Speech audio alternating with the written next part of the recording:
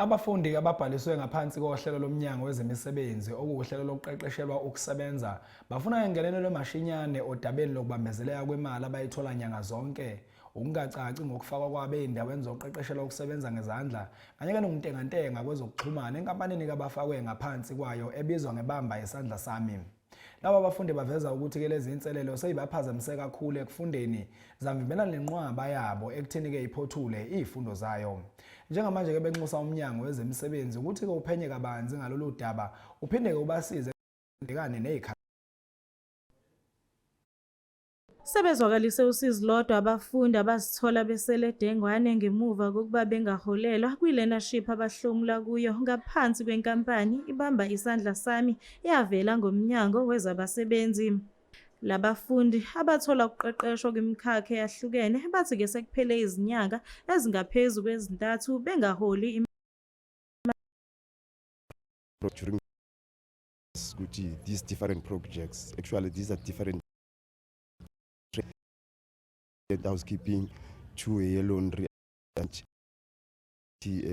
reception.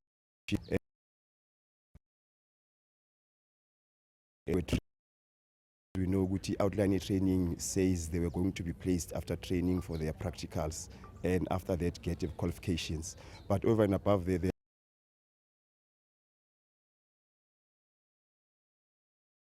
will be a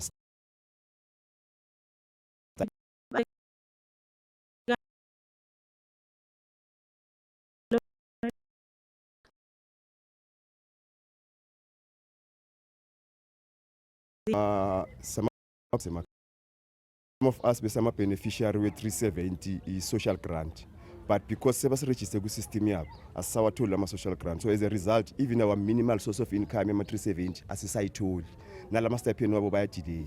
One of their communications they said to us, because they are based in Carletonville, we should come to Carletonville. How can we go there singana nemali yokuya Carletonville? Abasibhadala, if basibhadala it could have been much better. So from now onwards si demand our stipend wethu aphelele asisafuna amahafu wethu. Some of us bathole nje only 2 months stipend. The SETA is still standing with us and taking out the information, which some of the learners are not registered under Ibambi Sandla Sami and others are under withdraw. So that is our biggest frustration, that meaning some of us as learners are not going to get paid. On this learnership, we did our training full commitment and they are not fulfilling their commitments to us. Lolu daba luyaqhubeka njengoba izimpendulo ezivela kumnyango kanye nenkampani ethintekayo zingakatholakali. Ezindabeni zeSoweto TV, ngikuNokulunga Mthembu ngiseNaledi.